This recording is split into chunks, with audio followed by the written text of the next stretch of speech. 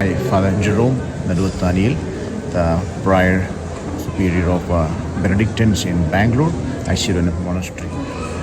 Dear pilgrimage people of Goa, all those who arrive in Goa to view St. Francis Xavier's exposition, I can personally make a testimony now because my faith is increased after coming over here, being in the church, celebrating Mass, and visiting all these holy places, seeing the body of St. Francis Xavier. I can surely tell my faith is increased.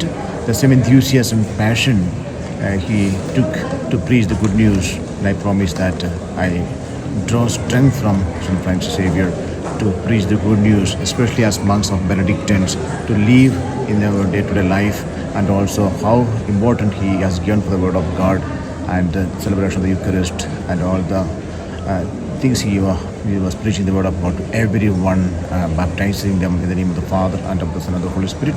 It's a powerful witness happening in Goa, so I encourage everyone to come and visit and get the powerful blessings from St. Francis Xavier. So God bless our country. Thank you.